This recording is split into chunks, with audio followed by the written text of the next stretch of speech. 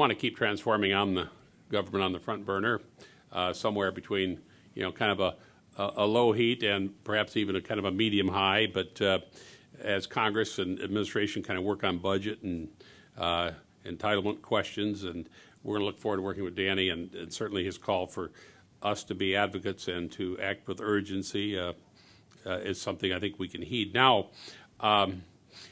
it's time to turn over to our first panel, and that's going to be moderated today by Cathilea Robinett. She'll moderate our two panels of Governing Magazine. And Cathilea, along with Governing being our co-host, is the Executive Vice President of eRepublic, the parent company for Governing, Government Technology, Public CIO, Emergency Management, and Converge Magazine. So they pretty much reach every elected official that's out there, everybody who works with technology at sort of every level, local, state, federal. More than 20 years of experience in media covering the public sector, oversees the magazine's websites, conferences, events, a skilled moderator and manager of panels, as well as also overseeing the Center for Digital Government, Center for Digital Education, and a major programs connected with both of those for recognizing the best practices that Danny just referred to, the key digital states, key tech leaders at, again, the local and the state level. Over the last couple of decades, there's no question digital media and journalism have undergone their own tremendous transformation, and we've seen the rise and fall of some pretty significant and historic companies, the revolution really of the World Wide Web, and of course the greatest advance in the history of mankind, Twitter. So Cathilea has actually her own wealth of experience that she brings to our first panel. And that first panel is Lessons from the Private Sector and State Governments. And I'm going to let her introduce the panelists. And we're a couple minutes behind, but we might squeeze the break. You'll still get your break after this, but we'll bring on this distinguished group of luminaries. Cathilea, it's all yours. Thank you, Governor. Good afternoon, everyone. Good afternoon. How are you? Good. Well, I'm delighted to host this distinguished panel this afternoon. Actually, I will say that my first look at transformation came from Governor Engler and watching all the great work that he did when he was in Michigan. So I'm happy to be here today to moderate this. So what I'm going to do is I'm going to bring up these panelists one at a time. You have their bios in your material, so I won't go through those. So first, I'd like to invite Matt Rose, the chairman and CEO from BNSF Railway Company, to join me. Matt, have a seat. And since you have his bio here, I'm going to ask him a question that might reflect a little bit on your personality. My question for you is, what would people find most interesting on your iPod? Well, without a doubt, it's country western, and most played is George Strait. Well, see, there you go. Okay. And our next panelist is David Melcher, the CEO and president of Exelis. If you could join us, David. And the question for you this afternoon is, who is your favorite military hero and why? I think George Marshall, quite a distinguished military person, distinguished statesman, Secretary of State, did a lot for this country and is revered among Army people like I am one of. Okay, great, thank you. Our next panelist is Governor Tim Pawlenty, the former governor of Minnesota and CEO of Financial Services Roundtable. Governor, please join us. Thank you. All right, now I'm asking you because you're from Minnesota, so you might be a little more in the middle here. And remember, I am from California, so I want to know, who did you root for in the Super Bowl on Sunday? I didn't really care, but I was mildly in favor of the San Francisco 49ers. Okay. I know I'm in the minority here because I'm close to Maryland, of course, but okay, thank you for that. Did you have a favorite player that day? That San Francisco quarterback is pretty fun to watch. Yeah. Hopefully he won't blow out his knee like our G3. There we go. Our last panelist is Mayor Stephen Goldsmith, the Daniel Paul Professor of the Practice of Government and the Director of the Innovations in American Government program at Harvard's Kennedy School of Government. He was the former mayor of Indianapolis, where we first met him many years ago. So my question for you, sir, is when you were a young boy, what did you want to be when you grew up? A mayor. Of course. You really did. Yeah, I really You wrote did. that down. Yeah. Well, congratulations. Well, how young? Not at age 2, perhaps, as I matured a little bit. Okay. Well, thank you for that. I just want to start with the word transform. I'm really interested in the meanings of words. We're talking about transforming government here today. So the definition is to undergo a change in form, appearance, or character. That word is from a Latin word, which means to change in shape. So this panel is going to offer kind of your advice and the things that you've done in the private sector, state and local government, that based on some of those best practices. We just heard that the federal government is going to raise their game on best practices. So we want to be able to share with the audience this afternoon some of the things that you've done. So I've asked all of you to kind of start with a 3-minute overview. I think, Mayor Goldsmith, I'm going to start with you. And if you can give just a bit on this topic, and then we're going to go into Q&A. Okay, thanks. So I'm going to transform the federal government in 180 seconds. So I'll do this, Good. well. So if you think about transformation, we'll start at the abstract level and get specific as we go. I mean, maybe this is too simplistic, but it feels to me like you can't get there from here, right? We have a government that's hierarchical, command and control, and vertically organized in a world that's horizontal, right? And there's no amount of pushing inside the vertical as we manufacture activities that's going to work when the solutions are complex, whether they're international or national. So that's point one. Point two is, I'm not an expert in the federal government. I spend my time in local and state government, and those governors like the one to my right and the one from my home state of Indiana, Mitch Daniels, and others have succeeded because leadership in the governor's suite and able to either convince or run through the legislature in order to get it done, right? So we have to have, and when Governor Daniels, and we did this in Indianapolis, recognized that even if you appoint your own cabinet, right, you still drive change from the executive suite. The next is, I think that if we're going to have transformation, we probably need to start buying outcomes and outputs instead of just paying for activities. It really, truly challenged kind of what government's all about and what the public values we're trying to present. So there are lots of other issues, and I think that finally, one of the exciting things about the timing of this event is that I think that data analytics and big data is going to allow us to do things in terms of measuring outcomes and transforming government that we can never do before, producing tremendous amounts of public value. Thank you very much. Okay, thank you. Governor. Well, first of all, thank you to the Business Roundtable for hosting this and for this gathering, and to Governor Engler and for his leadership. We certainly appreciate that, and to my fellow panelists, it's an honor to be with you. I think when we have these kinds of discussions, it's important to start with what's your theory of change, and under what circumstances does change actually occur. And people have various theories about that. I'll give you mine. I believe change or transformation typically occurs in one of 3 circumstances. One is crisis, another is consensus, and the third is moments of particularly gifted leadership or some combination of the 3. So if you think about government, particularly as applied to Washington, D.C. at the moment, we do not have consensus. It's a deeply divided country. It's a deeply divided Congress. And on most of the big issues of the day, the consensus is not present. So that can't be the fuel for transformation for the most part. 2, do we have a crisis? Sadly, we have become a government by crisis. Things get done seemingly most frequently when there is a moment of crisis, when people are staring into the abyss, and then and only then are they able to lurch forward, sometimes awkwardly, sometimes more significantly. And then lastly, we hope for gifted leadership. The mayor touched on this, but the power of the executive to use the power of that bully pulpit, that single voice, that vision casting role and responsibility opportunity that comes with the executive platform is potentially transformative. So I'll just look forward to the rest of the discussion, but I think those 3 factors are very, very important. And we also should just recognize one last thing. If we're trying to adjust to a world that's open source, horizontal, lots of options, in real time, that is inconsistent with notions that we're going to get things more centralized, more uniform, more one-size-fits-all, more top-down. And I think that leads in 2 very different policy discussions and really 2 different governing philosophies, which I'm sure we'll touch on in the questions. Okay. All right. Okay. I'm next. You're next.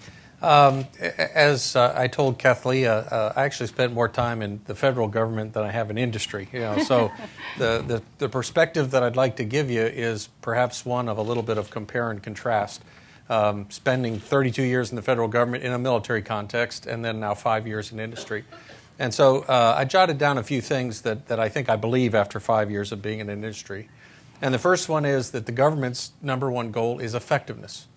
It's in a military context, how can I be most effective? How do I win the fight? How can I provide the capability that's needed? And I think a cabinet agency would say the same thing. How can I provide the best quality of services and the best, capabilities to the American public? And so effectiveness sort of reigns supreme. And as a lieutenant and a captain and even a colonel, David Walker knows this is true. You're told, don't worry about the money. Just go out and train. Just go out and be all you can be. In a business context, I think it's more, certainly there's a profit motive, but it's more about efficiency. It's about what can you do to make the business more efficient and certainly effective, but to bring capabilities to bear in a cost-effective way that will allow your shareholders to benefit. So you manage your supply chain. You manage all the aspects of Lean Six Sigma and leaning out all of your operations. You look for ways to find economies in the way that you do your business. That's coming late now, I think, in a government context, as it should come to a government context. But getting over that effectiveness hurdle, I think, is one thing that everybody's grappled with. And certainly the governor and the mayor may want to comment, on that as it pertains to different levels. The second observation is that I think external accountability is actually greater with industry. In many ways, government is accountable mostly to itself. Now, you might say, yes, there's elected officials, and you have opportunities for them to be elected, every number of years, but there's a long space of time in between. There are great organizations like the GAO and the CBO that look at government and say, are we doing the best things that we can possibly do to make these government agencies better? But it's really mostly about the internal plans, the internal justifications, and the internal reviews of government. In an industry context, and Matt may agree or disagree, I sort of feel now, after 5 years of doing this, you get graded pretty much every day, at least in the form of a stock price, and quarterly in the form of an analyst call, and answering to the different constituencies that are there for industry, be it shareholders, investors, investor analysts, or your own board of directors. But I think that there's a big difference in the level of accountability that we face and the immediate feedback that we get vice a government context. So that's the second observation. The third one is that I think the competitive disciplines are different. In some sense, the federal government competes mostly with itself. Agencies compete with agencies. It's mostly about budgets. It's the biggest budget wins, the most prestige wins. And if you can provide the best capabilities, certainly that's a wonderful thing to do. But in industry, I think if we fail to compete effectively, we can go out of business. I happen to be the product, this company, Exelis, of a spinoff from its parent corporation. And one of the reasons that spinoff occurred is there was a perception among the shareholders and investors that not enough value is being created with an old conglomerate kind of organization. And so the theory was, let's spin off and focus more on our core competencies. You don't see things like that happen in government all that often. Restructuring that's really meaningful or different, or taking a sort of a sizable approach to change. And with respect to things like ERP systems and the rest of it, one of the jobs I had while I was in the Army was to help grow an ERP system for financial management. It's 10 years in running, and it's still not completely implemented. That would not work in an industry context, and I'm sure some of the panel members who will speak on the next panel can give more, commentary on that than me. But the processes are slow. It takes a long time. And certainly, while each has different constituencies that they have to address, as Danny Werfel, I thought, did a great job of articulating, the pressures are different. And I think that results in some inefficiencies in decision-making, in timeliness of decision-making. And, of course, the whole debate about the deficit reduction and sequestration and everything else right now is sort of a case study of how government is not functioning in a most, beneficial way for the economy and for the country. So those are some observations. I'm happy to entertain them. I do believe that accountability increases the closer you get to the constituencies you're responsible to. Right. So I would submit that I believe that the governor probably has more accountability at a governor's level, and the mayor has more accountability at a mayor's level. But when you get to the federal level, it seems like that's a long way from where you're living every day. All right. Matt. So I'll use the parallel of running a private organization, not a federal organization. And I think that they're really a lot different. And I think probably everybody in this room knows, and you pointed out. In a company such as a railroad, you have to transform, and you do that by innovation every year, or you start to lose access to capital markets, and you will eventually go bankrupt. And the railroad industry is a great example. I mean, think about an industry that's 165 to 175 years old. It's literally had to transform itself over that period 4 or 5 times. So it's an iterative process. And we've been able to do that in a very difficult environment, very labor-bound, very regulatory-bound. And yet through all that, we've been able to come out to the other side of the world in an environment now where we're a very critical part of the U.S. supply chain. So let's now correlate that to public organization, government, federal, state. I think we have to come back to kind of what is the purpose, and you laid out what is the mission of government. I'll just give you two examples. The Chinese railway has come over to the United States several times to benchmark, and they have about 3 million people in the Chinese railway.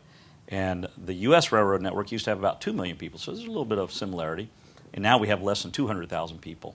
And so we were showing Minister Liu all the great transformation we've done through technology, through cycle time, through lean management, process management, change management, all these things. And I could see something was really bothering him. And I said, so are you going to take all these great concepts and run them back to China and implement these things? He goes, basically, what would I do with my 3 million people? He is supposed to be in charge of 3 million people. Now let's go to another example. The Commerce Secretary of Singapore. I don't know if anybody's ever had a chance to meet him. Unbelievable organization of what they do. If anybody had an interest to locate business in Singapore, he would literally assign a team to the producer. He would work with you on tax incentives. He would work with you on labor pool. He would work with you on building a building if you need it. He would work with you to get through all the regulatory permitting processes to get your plant up and going.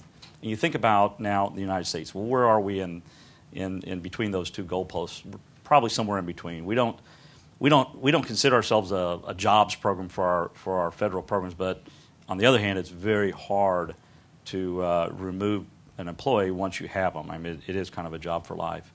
Do we have somebody who thinks like that Commerce Secretary in Singapore?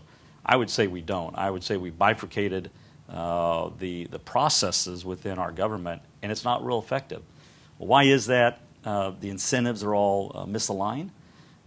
There's a big size of this prize. McKinsey's done a lot of study on innovation of government processes. Without removing people, they're putting a number of like $350 billion on it.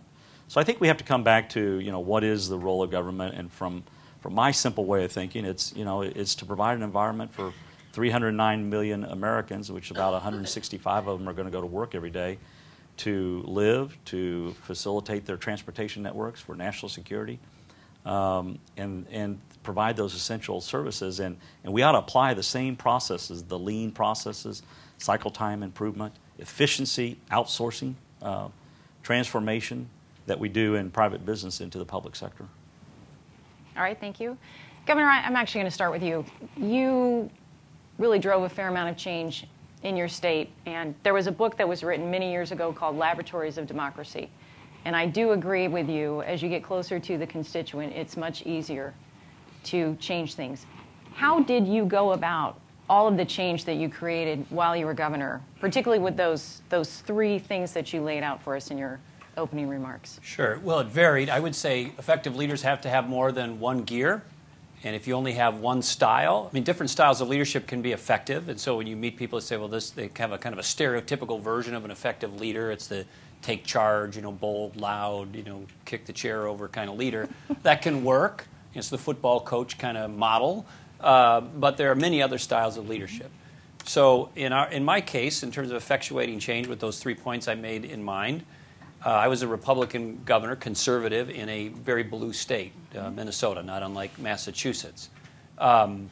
I wish I could tell you that we joined together and there was these cosmic, harmonious moments where everybody came together and great bipartisanship and we solved all these issues. And there was definitely some of that in Gear 2, but in Gear 1 we had some dogfights. Okay. I will tell you, before I get into this, the landscape and the systems and the politics have just fundamentally changed.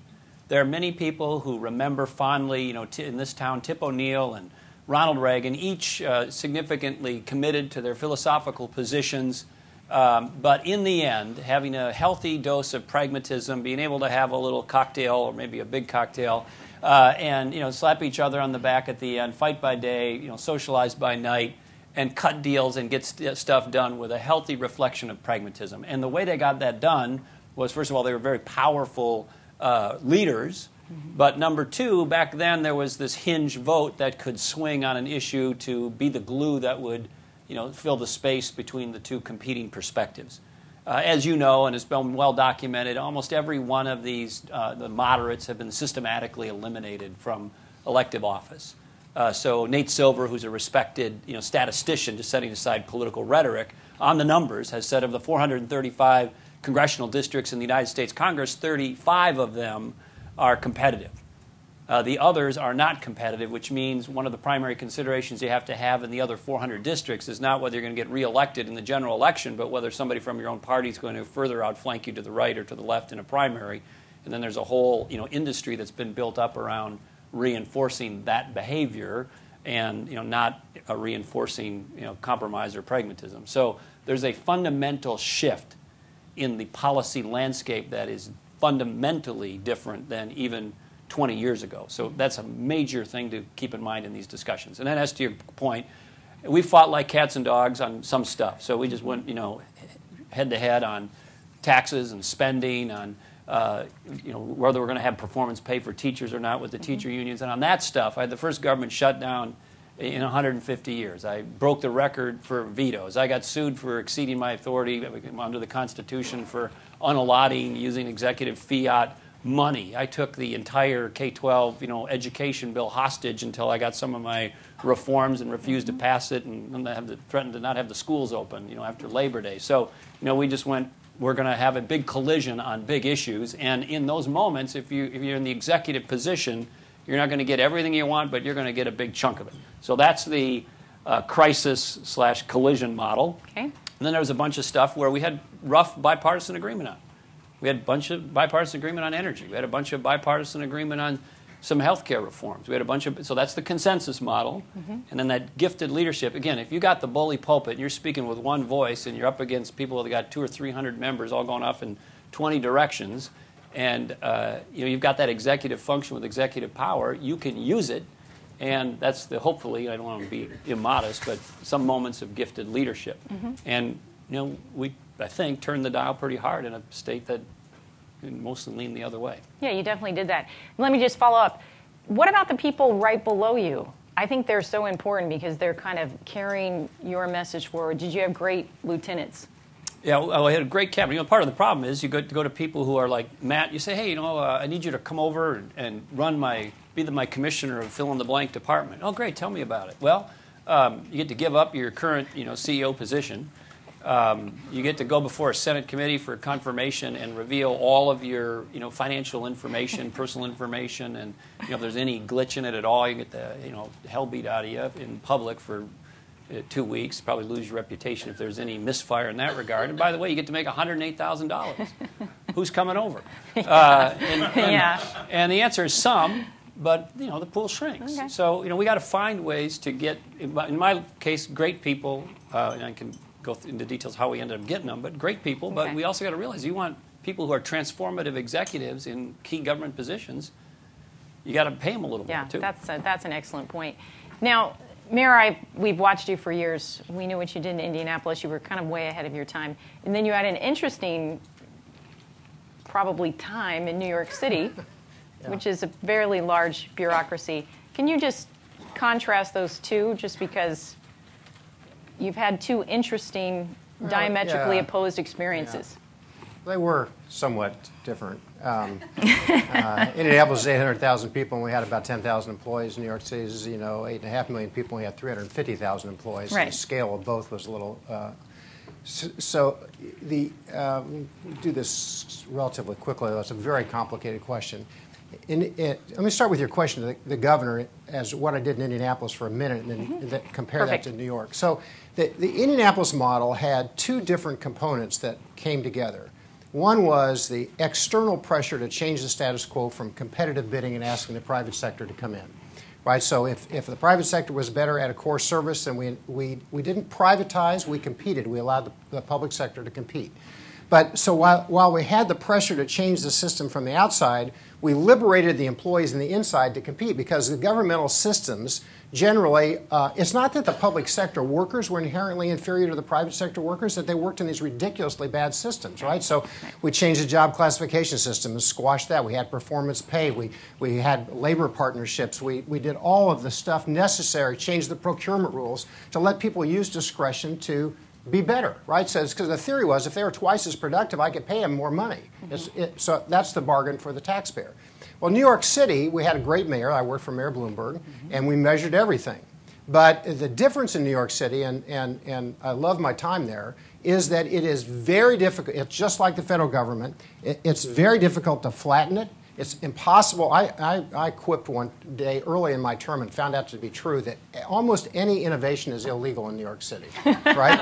Because it's illegal by the unions, it's illegal by the job classification system, it's illegal by the consent judgments, it's illegal. I mean, so the short answer is that the really professional people that the mayor recruited or that the governor recruited in Minnesota or that John did in Michigan find it very difficult to do transformative activities inside government. And one of the reasons that Mayor Mike has been successful is as have been some presidents of the United States, is they do policy innovation across the top of the system, right? So they drive innovation across the top. And I would say in sum that one of the paths we have to take here is figure out how we give our workers more discretion and hold them more accountable. I just kind of close by saying this. New York City grew up a little bit like the federal government trying to reform the abuses at Tammany Hall, right, where mayors abused all of their authority. They hired their friends, they hired corruption, right? And so the way that New York City has, and I'd say the federal government too, has made sure that people don't abuse their discretion is they've eliminated discretion, right? So good people can't be better, and so we have to change the internal systems. I think that's the moral of New York City. And possibly the moral for here. Perhaps. So, Matt, a question for you. You were in an industry that surely has to transform all the time. And you being a very young executive in that industry, I know you've had a big focus on customer service. So what did you do when you first got there to change that culture from a customer service standpoint? And how could that apply here? So at BNSF, we call it the system for managing. In terms of laying out our incentives, our compensation, our remuneration, our performance management, that all lines up into whatever objectives. In this case, it was customer service. It could have been cost control. It could have been safety. We use that same methodology to do. And so it's making sure that from my job all the way down through to the worker on the lead, that everybody has the same consistent goals and objectives. And I think that's one of the challenges that the government really has. Everybody is running their piece of the rock, if you will, and it's much more difficult, of course, to get the alignment, and so that's why we see these mixed confusing goals and objectives coming out of government. On one hand, we may have a goal to do this, but we've got a regulatory policy that does that. We say we want to improve job creation, yet we have the policies that really inhibit that. We want to build projects. But we don't have the permitting reform to be able to do that. So whether it's the lack of leadership, as the governor mentioned, or the lack of incentives, the lack of process, I'm not quite sure, but I can assure you that private industry's figured it out. Right. They do a pretty good job with it. Right. So it goes back to that point, that great story about NASA. When they were trying to put a man on the moon, the janitor was asked, "What is your job?" And he said, "I'm here to put a man on the moon." So it goes back to kind of that whole philosophy. So that's within your company, that's something that you push? Absolutely. Okay, great. So David, I want to just follow up on a few things that you said, particularly that contrasting your military federal experience and that private sector experience. Now, you talked about this in your opening remarks, but how can we leverage some of those private sector models here? I mean, I know some people get into it's not the role of the government to be like the private sector, but how can, again, this panel is supposed to be about successful things in the private sector and state and local government. What advice do you have to offer from a private sector standpoint? Well, I think one of the things that was mentioned by the mayor is, having the right metrics to measure, where do you want to go and how are you going to intend to get there, and are you making progress along the way? I mean, I think that the government metrics are not as strong as they ought to be in terms of, outcomes that you want to get from the delivery of these capabilities. As a business, we try and bring, and we're 70% Department of Defense, 20% other, like NASA and FAA. We try and bring, to those customers anything that we can in the way of, streamlined processes, better ways to think about operations. How could you do this differently if you wanted to save money? And in this environment, certainly, those kind of affordable solutions ought to be welcome and are extremely well needed, right? Because we all know what's going to happen, with the federal budgets across all the agencies. So I think, private industry can and should, those that have interactions with government agencies, bring the best people, capabilities, talent, tools, ways to measure success to the government context. And I know as a company, we try and do that everywhere that we interact. All right, so let's come back to you, Matt, for a second. I know it's interesting when I talk about transformation here, talking to folks, because I've been asking questions prior to this event, it seems that regulatory reform comes up again and again and again, and you just mentioned this. So I know this is high on your list. What should the federal government do about this? Yeah, so, these are all hard-working people. The problem is you'll never meet a regulator that says, I'm going to go back and look at the last 50 years and see of all the bad regulations that now are no longer needed because technology or innovations changed what we used to regulate. In our case, it could be the steam locomotive versus diesel locomotive or the future locomotive of the future. Right. So we've still got this regulatory framework that fits back 20, 30 years ago, electronic data gathering, information technology. Instead, every regulator says, I'm now in office. Now, why did I sign up to come up here? To regulate. So let's start ginning out some more regulations. And it's the cumulative impact of this regulatory environment that is going to pull the GDP of this country down more and more. And so we need legislation passed that will go to the heart of this. And there are several bipartisan bills out there that I think would change the nature of this. It's all around the cost-benefit analysis of the regulatory spectrum, if you will. And we've got to show leadership, I think, legislatively to do this. Otherwise, you're going to be dependent on whoever's sitting in the White House so much of the interpretation of what the legal framework has set out. Anybody else want to comment? I know this is a big issue. There's another aspect to it. I agree with all of what Matt just said, but the issues in so many areas are complex. Congress or legislators don't have the capacity or the time or the political consensus to put a detailed framework into law. There's a legitimate issue they want to address or think they want to address. So let's say it's cybersecurity. They're not going to write, in law, the 40 pages or 50 or 100 or 500 pages of considerations that go into cybersecurity as it relates to a particular sector. Financial institutions might be an example. Well, so they punt it to the regulators. Right. So the river, the head of the river, starts with a legislative and congressional system that says, we're no longer in the business of writing detailed laws or clear laws. We're going to sort of sketch it out, and we're going to punt it to the regulators, and then everybody's surprised that the regulators got a lot of power and fill in a lot of detail. It's because they've been given the power to do it. I'm down to pick up the local trash level, so you don't have to. We're kind of going downhill as we go this direction, but oh right. So let me use kind of a small scale story really quickly because I think there's yet another issue. So it felt to me like in New York City that we tormented every restaurant equally, and we beat up on every contractor and every vendor as if they were all bad and crooked, right? Because there were rules, and the rules were applied uniformly, which meant that you provided heavy doses of attention to people who were good actors, and you didn't have enough time to really pay attention to regulating those who were bad. And today we have a lot more ability to discern the good from the bad and refocus. And so the activities of the routine and the companies and investors who perform by the rules can be treated with less friction in the system. And this idea that we have to abuse everybody equally in order to kind of play by the rules is no longer necessary, particularly, as was mentioned, in a digital world where we can use analytics to figure out who's good and who's bad and who's predicted to be bad and what risks we should pay attention to. And that's not the way government works at any level, as far as I know, and it would be a big change in how we go forward. Right. Anything? I just think it's balancing things like the need for public safety and good financial systems with competitiveness. Right. You know, competitiveness at home and the ability to compete internationally. You know, and to put the stakes in the ground that allow American businesses to be competitive internationally. And that's one of the things that I know the BRT works on all the time, right? You know, is trying to figure out what's the right amount of regulation and what's appropriate, but still doesn't encumber businesses, you know, and the economy from achieving all it could. Right. I'm going to follow up, Mayor, on something that you said, because it's a perfect segue for a question I have for you.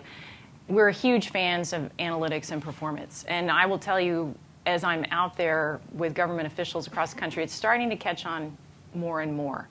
What are you seeing as you study this now from Harvard? Talk about what you're seeing in this area. I think it's very powerful. I also think when mayors start going to U.S. Conference of Mayors and seeing that other mayors have dashboards and other governors see dashboards, and what do you see here and how is that going to translate here? I think it's very important for the federal government. Well, we see this evolution of kind of government metrics, right? I think probably the one at my level talked about most frequently was CompStat in New York City, drive down crime by careful and rigorous measurement. And you see that taken to the city and state level by Governor O'Malley when he was mayor and the like. I think the change now, though, is that even those best practice metrics were often best practices looking backwards at activities, not forward, right? And so now we have the opportunity to do much more in terms of root cause and predictive analytics. I think the problem that government has, unlike business perhaps, is that these vertical silos are more difficult to penetrate, and that many of the agency CIOs think that their job is to make sure nobody really gets to their data, right? Just to protect it from other colleagues. And so you do see breakthroughs. Chicago and Boston and New York City are really doing pretty dramatic stuff in data mining to predict where the next fire is going to occur, where the next crime is going to occur, where the next person is going to get hurt, what services the next child needs. And that's taking a lot of data that's outside the agency in order to recalibrate the use of public services. So in the terms of this conversation, maybe an overly simplistic way to say it is maybe government could operate by an 80-20 rule, right, where because of data analytics it can reorganize its resources to make a difference. And I thought in New York City, we really didn't have to wait for the next fire or the next person to slip and fall on the street and sue us. We could actually figure out where it was going to occur and go solve it. And I think you see that more and more at the city level, but maybe at like a 10% level, not like a 100% level. It's very new and a little confusing to a lot of the technology folks inside government. Well, how do we move the needle there? I mean, did you have this when you were governor? I mean, the movement towards big data and predictive analytics, not retrospective dashboards. I always joke that government, when it comes to technology and data, is on the cutting edge of obsolescence. So government is now doing what business did, 10 years ago in many cases, and there's reasons for that. I mean, they don't want to be early adopters, and there's a capital spend on getting, stuff migrated from silos to cloud and a whole bunch of other stuff. But it is really powerful, and it's forward-looking, and it's way beyond dashboards. If you get into big data and predictive analytics, it has massive implications for public policy. I'll give you one quick example. A few years ago, the Los Angeles School District was able to get their hands on data around the performance of, I think it was third graders in math. It was. I may be off by the topic, but I believe it was math. And the environment for the attendance zone was socioeconomically controlled. One of the arguments is always, well, you can't measure student performance without controlling for socioeconomic background, for obvious reasons. Okay, well now that's controlled because the attendance zone and the socioeconomic profile of the students are essentially the same. And you could get the data on the performance of these third graders in math across the school controlled for socioeconomic data. And guess what? Wide variations by teacher and classroom on how much value was added, how much progress was added each year in these students. Now, if you looked at one teacher in 1 year, you might say, well, sample was a little off in their classroom, a little skewed towards a tougher class or the like. But let's say over a 3 or 4 year period, teachers A, B, and C have pretty good progress, comparable progress to each other, but one is lagging. And you might say, well, in year 1, we'll cut him or her some slack because it's an off year. But let's say it happens over 2 or 3 years. Pretty soon you're not saying, teacher D is, we've got to say, what's going on? Is it a different textbook, different technology? Does teacher D need some help? Does teacher D need to be fired? That kind of insight into data is very, very powerful. And the teacher union sued to have the Los Angeles newspaper not publish this data. They sued them. And to the LA Times credit, they published it anyhow. And the point of that is, once you get the sunlight on it, eventually, even in government, the facts matter. And eventually, big facts matter bigger. And the answer is get sunlight on it, get somebody with a bully pulpit, get somebody with a big megaphone to start screaming, this is what the data proves as a matter not of politics but of facts, and eventually it will drive change. Yeah, and I agree. I think that is definitely starting to happen. I'm going to ask a few more questions of these gentlemen, and then I'm going to open it up to the audience, so have your questions ready. So let's go to David. In terms of industry, so working with government industry, I know that you've been working pretty closely to bring the private sector together with government and looking at public-private partnerships or how we can use the private sector and help government drive change. Can you talk a little bit more about that? And then also, I'm always curious about procurement reform. I think it's a huge issue to really drive change. So, well, in terms of public-private partnerships, there are a lot of examples. One was mentioned earlier, information cybersecurity. Trying to look for ways, to have the government, and I'm speaking mostly in a defense context because that's where we sort of live. But the government trying to figure out what are the best practices out there, establishing relationships with the private sector outside of the contractual realm. I mean, we're talking now, things like a group that gets together and does sharing of best practices, does sharing of information and helps everybody be all the stronger as a result of that collaboration. That's not a contractual mechanism. That's just a collaboration. Those kind of things are going on, I think, in a lot of different places. And, certainly we welcome participation in that because I think it advances both causes proportionately. In terms of procurement reform, the biggest issue that the government has with that is the long cycles. Long cycles of procurement, at least in a defense context, that by the time you get to the point where you're ready to buy something, you've been eclipsed by at least 4 or 5 technology cycles. And so I think they're trying to get a little smarter about that. One example that I'll cite from the Army, they tried a series of network integration experiments. Bring what you can off the shelf on your dime, high technology level. Let's test it out and then try and find a rapid way to procure it. That's getting gummed up a little bit. The idea is perfect, but it's getting gummed up because testing communities want to be involved, and resource people aren't ready to let go of purse strings, and the procurement mechanisms aren't quite there to allow that to happen. So it's a bit of a fit and start, but I think it's certainly moving in the right direction to more rapid procurement to get better capabilities in a government context, real time, as opposed to 10 years, 15 years down the road. Right. Anything else on procurement? I'm curious, but... I mean, this is such a messed up area. I mean, really. I mean, when I went to New York City as deputy mayor, the period of time it would have taken me to procure an innovative provider exceeded the rest of the mayor's term, right? So procurement is the enemy of innovation, and procurement rewards. Seeing David in the front row is a bit intimidating, but I really do think that following... He's going to talk about this next on the next panel. If you bought a worthless product and followed the rules, you would be rewarded. If you bought a good product quickly, you might not. So I think changing the procurement system is particularly important. And I'd lastly maybe add, I think it's worth asking the question of how do we procure innovation more quickly, not how do we procure commodities, but how do we procure innovation? And the definitions of public-private partnerships are often kind of binary, like, well, we can't privatize it because it's a government function or vice versa. And the answer, of course, is that any big complex issue, as represented by the gentleman on the stage, is a combination of public and private. So figuring out how we can have, public controls that which should be public, and the private sector can be invited to bid on providing innovations in a transformed and expedited procurement system would be a huge change in the way we do business at any level of government, I think. Amen. All right. So I'm going to open it up for some questions from the audience. Who has questions for this distinguished panel? Or if not, I will hog them for the rest of our time.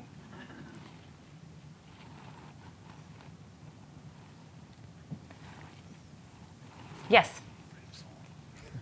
Here comes the mic.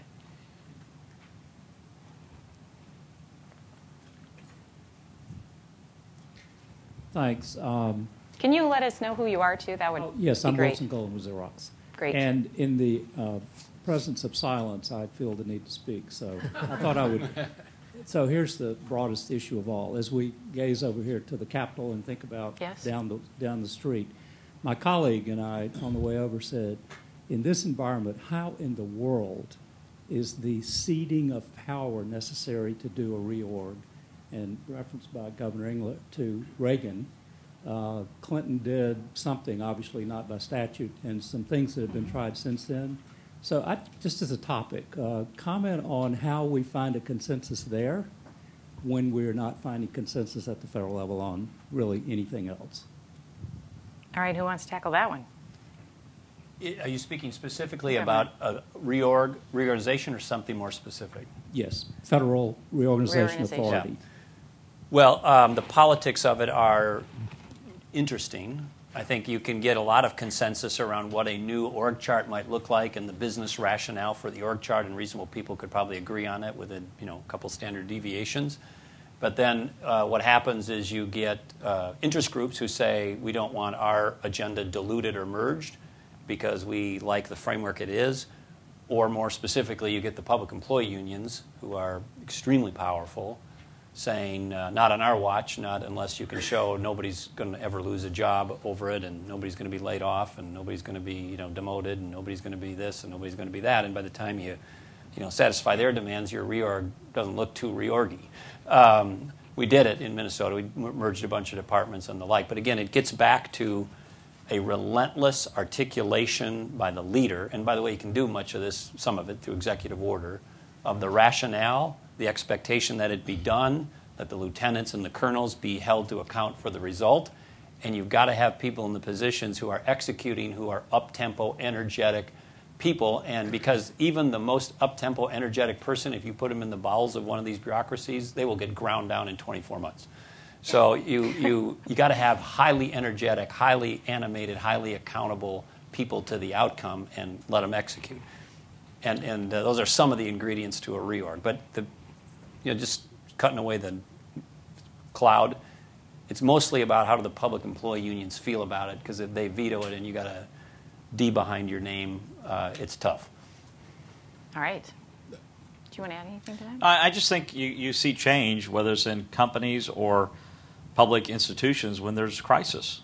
And I think the crisis that this country is going to see is this very lethargic economic growth, which is going to put us into an environment of prolonged, sustained, higher than normal unemployment. And the people will revolt.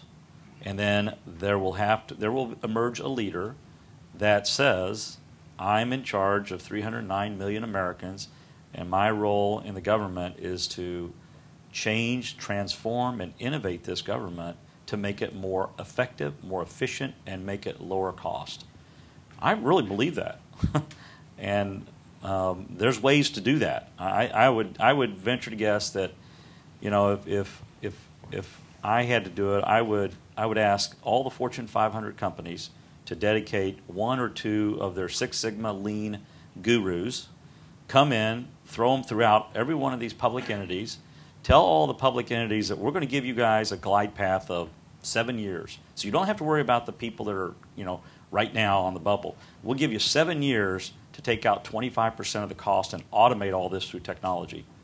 because that's the big step-level change in U.S. government efficiency. It's automation, transformation through automation. The rest of the business community is already doing that, has done it, and the government's way behind it. And that's where you then can apply big data and analytics to make the government effective, but you got to automate it first. And you take away the threat from people to say, no, it's not going to impact you. We're going to give you a $100 billion IT budget to assist in this transformation. But that's the type of vision you're going to have to, I think, change it. Right, and right now throughout the country, you actually do have some governors who are doing that. In fact, Governor Engler had that vision a long time ago. It's interesting to see in Michigan that Governor Granholm kept a lot of that going, and now you have Governor Snyder, former CEO of Gateway, who also is continuing that vision. So it has, I've seen it happen with executive order. I've also seen it happen with legislation. But I think it's a matter of leadership. Sir? I just wanted to pose a question that it relates to sequestration. So, I mean, certainly David's company is impacted directly, but all of you as strong managers, faced with across-the-board cuts, it's sort of the perfect opportunity for the executive to ask for the authority to take out X number of dollars, but give me the flexibility to do that, so I can take 100% of one program and maybe none out of another. And it also seems like this might be the time for the Congress to want to give that authority, and yet that doesn't even seem to be in the conversation. But I think, Governor, you've done that at the state level. I think the mayor probably had some of that, and certainly in companies you do that with operating units, and I suspect that would even work with the Defense Department. But one of the problems is that the whole sequestration debate is that nobody in America doesn't think you can't take, 5%, 10% out of virtually every agency in the government, and therefore they kind of look at that and say, well, that's no real big problem. And so I'm curious how you might, I guess you can either be the president or the Congress, but respond to that question. Why doesn't that kind of work? They don't trust each other. That's the bottom line. So we were in a jam once at the end of a session. I was the majority leader at the time. Governor Ventura, remember him from the wrestling days? Was the governor. And so he was the independent governor, Republican House, Democratic Senate. So we had three-way government going on in Minnesota, and we were just gridlocked on the budget. So we literally passed a law that said each branch of the triangle could get 1/3 of the money and do with it as it saw fit. Oh, my. And we did. And the governor used his to cut car license tab money. The Senate, Democrats put it in education or health care or whatever, and we did tax cuts. And it literally was ceding unilateral discretion on how to use your third as you saw fit. Kind of a foreshadowing what I think is coming, which is, bipartisanship used to be meeting in the middle. Now it's, one side or the other controls for a while, and then it averages out over 10 years. But to answer your question, I think it doesn't happen, John, because they wouldn't give that much power to each other because they don't think it'll be used prudently. This must be kind of a naive Midwestern question, because if you're in Minnesota, Indiana, or Michigan, you actually think that however much money government spends, it should spend it well. So getting there logically seems pretty kind of pragmatic, which doesn't appear to be actually applicable here necessarily. But I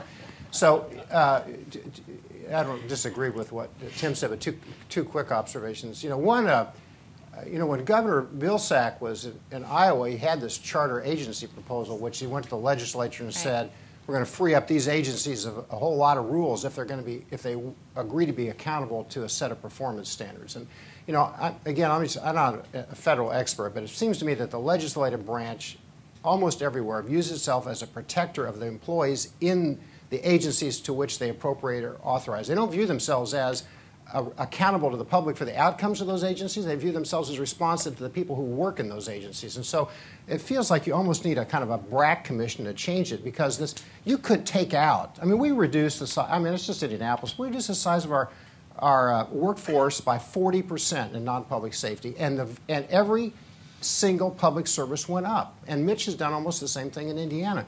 But you have to have the authority to kind of slim the thing down and reward performance and the like. And this bargain that you recommend, Governor, it seems to be irrefutably the right thing for America, but the way we're set up today with the legislative branch protecting the status quo, wherever it is, and the executive trying to change, it would have to be a different bargain, and it seems to me that that has to be almost a BRAC-like bargain instead of agency by agency. I think at the federal level, the lack of trust that's been talked about really is operative right now. Having spent a little bit of time up on the Hill talking to both parties and in the White House talking to people about the sequestration related to defense, there's really an abject lack of trust. There's even a lack of trust with respect to flexibility on the Hill, where authorizers may say, yeah, we ought to give more flexible approaches to try and solve this problem, and the appropriators say, no way. Not on my watch. That's our job. We're not going to allow that kind of flexibility. So, the notion of executive order, honestly, to me begins to cut through some of the barriers that are there to try and getting things done. I mean, in a company, it's almost the equivalent of an executive order. It's a CEO deciding we're reorganizing the business and we're restructuring it. We're going to get some help and we're going to do it. And the cycles in which those wheels turn are much tighter, of course, and more manageable, right? Smaller business, scale here, massive. But the fact is the decisions can get made and acted upon. That's part of the problem we have today with respect to sequestration. And I do believe, what the governor said at the beginning about the lack of a willingness to have a bipartisan approach and to make a deal to get something done, when we all know it's for the good of the nation, and everybody knows, for example, sequestration has to be spending cuts, revenue enhancements, and entitlement reform, right? There's not anybody that doesn't really know that. Yet, can we get to the table and get that done? That seems hard. Anything to add there? I mean, sequestration is kind of like the 80s and the 90s style of American business where they'd say, we're going to reduce 20% of headcount across the board. I mean, it's so... It reflects a total lack of leadership, because sometimes when, if you're in performance-based standards, we'll say, we need to reduce $100 million. Well, you may actually add people. And by the way, some departments you may take down 30%, some 5%. You got to make, that's why we as leaders get paid to do this stuff. And sequestration is just a blunt object, a blunt instrument, just like telling your employees we're going to take across the board without... That just is a leadership void. That's all it is. All right. Oh, more questions here. Yes. Hi. I'm Justin Greaves from Governing Magazine. So, question about collaboration. Businesses compete, but they also collaborate to be successful. And I'd like to hear your thoughts about how you see the lack of intergovernmental cooperation being an obstacle, and also any examples you have of where you see, as we see in the things we write about, kind of the regionalization of government and shared solutions helping to achieve some of the goals to make government better. Collaboration. Go ahead, Governor. It's really important, and you see good signs of it. It's moving slowly, but of course, the always cited example of public safety moving to regionalized dispatch and response and sharing of police and fire and joint purchasing pools and all of that. It's good. I will remind everybody, though, where all of the money or most of the money really is. So if you look at the federal government, federal outlays, Medicaid, Medicare, Social Security, interest on the national debt, color that part of the pie chart blue. You're at the halfway mark. At the rate at which it's growing, it'll be over the 3/4 mark within 15 years. Almost everything else is defense, and there's a small sliver in there for, admin, prisons, parks, flight stuff. I don't want to say it's inconsequential, but if you're not talking about Medicaid, Medicare, Social Security, interest on the national debt, i.e. health care and defense, the rest of it, you could take 20% of the rest of it, and in 10 years you wouldn't notice because it's getting mushroomed. Same thing in Minnesota. Health and Human Service budget used to be 15% of the state budget, then 20, 25, 30, 35, 40, rate at which it's growing. It's going to consume 3/4 of the state's budget within 20 years or less. There'll be almost nothing less for roads, colleges, schools, parks. It's consuming the budget. So I agree on all of this. It's great to automate getting your license renewed so you don't have to stand in line and push paper. It's great to go to a website and get government services and do like the airlines did to us, which is to outsource all the work to their customers. Get your own ticket, log in yourself, carry your own bag, put your own bag up in the overhead. It's brilliant, and we love it, and the customers love it. I mean, they outsource the work to us, and we like it. But the point, and those are all good things, and we should relentlessly pursue them. But don't forget where most of the money is. It is in those healthcare related, and it's the same for schools, cities, regional units of government, universities, the state, the federal government. It is the same story. You know, a big chunk of the problem is in the healthcare related social service area and entitlement area. All right, collaboration. Anybody? I was just thinking that in industry, most of the collaboration we do is to take advantage of, you know, whatever competitive advantages particular companies have. You know, so in our case, as a defense company, we may prime with somebody else as a sub. We may sub with somebody else as a prime. Those kind of collaborations are usually bred of figuring out who has the core competency and ought to be taking the lead on something. That doesn't happen all that much in a governmental context because of the stovepipes in which it's put together, and that there's not a whole lot of premium you know, placed on collaborating between government agencies all that much. A great example of collaboration at its finest was Governor's the bridge that fell in Minneapolis, the 35 bridge, rebuilt in 1 year. We can do this. Our country has great abilities to collaborate. If that wouldn't have been an emergency, though, we'd still be going through the EIS for that bridge today. That's not good collaboration. That's bifurcation. Right, but we're looking for good collaboration stories. One year that bridge was rebuilt. It's unbelievable. I mean, truly, this country can do anything it wants to if we have the right incentives and the right leadership and the right focuses. This is the greatest country in the world, and we can do this. Actually, with Governor Doyle from Wisconsin, we didn't get it off the ground other than in small ways, but we launched an initiative to collaborate between states, really asking the question, given the similarities of our states, similar size, co-location, and redundancy around, you know, 2 departments of everything, do we need, you know, do we really need 2 departments of transportation, or could we have a joint one? You know, do we really need 2 whatever? And it started out, you know, really big. Can we just merge a couple of these things and take out achieve economies of scale, synergy, you know, and the like? It ended up, you know, we did a bunch of small things, but it was a start. But, you know, you take that, it's the same principle, but I think you can go from where we are. Everybody high fives each other over consolidating the dispatch centers, great. You know, joint purchasing pools, great. Yes. You know, all the rest. But we got to move it up the stack and get it to some bigger stuff. Well, and I will say there are some examples. So some of that has continued, Governor. So we do have many states now. You actually have several states doing unemployment insurance systems together. You also have 4 states working on a cloud Medicaid solution. So you do have something. So kind of your idea, yes, you were early on with that, and that's still continuing today. Okay, I think one more question before I ask. Here. This is on? Should be. Okay, sorry. This is cathartic, listening to you talk about how logical things ought to be. Cathartic for us, too. I'd like to talk about people for a little bit. In the government, for many years, every employee has received precisely the same percentage increase in pay, regardless of their performance. And though I think we all agree the government can be reduced, we spent a number of years, the last several years, with no pay increase at all, no bonuses at all for the 2 million federal employees. Can you comment on that and talk about what incentives you think do work in a public sector environment? Oh, Governor? Well, I don't want to. Maybe somebody else wants to go, and I'll jump in later. But we had a bunch of experience with this, so we did QComp, quality compensation, pay for performance, trying to get teachers off the grid. So, you know, they had get paid on number of years, educational level of attainment, you know, BA, MA, et cetera. You know, box 6, dollar amount, spits out the other end of the grid. It doesn't matter whether you're superstar, doesn't matter whether you're below average, doesn't matter whether you work extra hours, you know, that's what you get.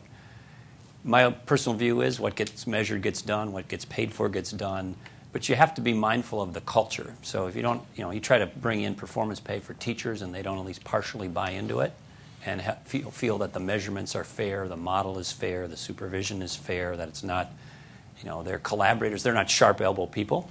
You know, if you go work for Matt and you don't produce, you know, you're out the door in 12 months. You know, they're good people, they're not paid a ton, working hard and trying to, a lot of it's, they get their psychic energy around trying to do something meaningful. So they got to buy into a system where it says maybe it's not the whole thing, but it's a supplement. And you got to get buy-in. We tried a few other things that were top-down. You don't do the buy-in with the folks who, got to live it and breathe it and receive it. It doesn't work. I've learned that to answer questions from people who know more about the subject than you do is kind of dangerous. So I appreciate your question. I would agree with the governor, but say two quick things. One advantage that you have at the mayoral or gubernatorial level is you have more employees that actually touch their citizens, right? And so most public employees are there because they like to serve the public, but if they never see the public, that's a little bit of a dense sort of incentive, right? So finding ways to create a more retail-like atmosphere, whether it's, like D.C. government's now doing, grading D.C. government by tweets about how satisfied you were with the more vehicles, and then the executive branch organizing those by area of the city and type of service.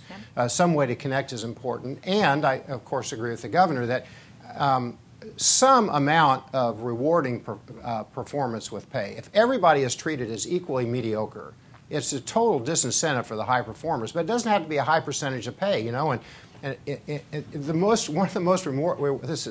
this goes back to all politics is local and trash is not political, but one of the most rewarding moments I had as mayor is when I went out to the ASME union and gave those guys $1,000 checks because half of our routes were public for trash pickup and half were private, and the public guys overperformed. Right, they were more productive than they promised to be, and we gave them a little kind of Christmas checks. It wasn't like 98% of their budget, but it was said, okay, you guys work hard, we appreciate what you do. Now, that's not the federal government, just a little local story, but I think to the extent that you can incorporate some aspects of each, right? Customer satisfaction and feedback loops and some recognition that you're a high performer, above average performer, it's a very nice statement for people who really want to serve the public. All right. Okay, good. So my final question. Here is your chance. We're here. We're in Washington, D.C. We've got an audience. What is the number one thing for all of you? The number one thing that the federal government should or could do to be more effective, efficient, and accountable? What is that one thing that you think could have a lasting impact here? Let's start with you, Mayor. Be more respectful of Americans' right to make their own decisions and of local and state governments to spend the money more wisely, decentralize decision-making, and thin out the bureaucracy. All right. This was worth 3, but there you go. Sorry. Oh, I'm just giving you a hard time. Governor. They can't keep spending of every dollar they spend. They can't continue to have a practice where they don't have 40 cents of it. So that's what they're doing. They take in all sources, $2.5 trillion a year. Not even. They're spending a little over $3 trillion a year. For every dollar that goes out the door, they do not have 40 cents of it. And we have to get entitlements under control and reformed in some way. Otherwise, it is going to vacuum out the rest of the budget. So if they had the challenge that you always had, you had to balance your budget. Balance the budget, or at least get it headed in the right direction, and please reform government-directed health care, because it is the main driving engine for all of the cost issues, or most of the cost issues. All right. David? I would say the aggressive application of business practices and tools, because I've just seen so many things that in the context I've been in for 5 years that had such applicability to a governmental context, yet they were not being engaged. And so that's it. Okay, great. Matt.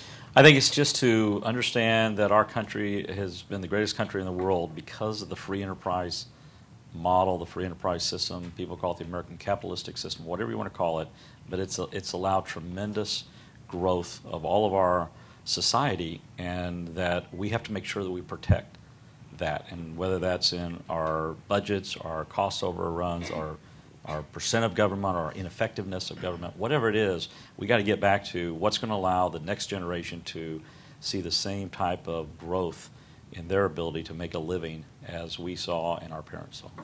All right. Well, thank you, gentlemen, very much. Let's give them a hand.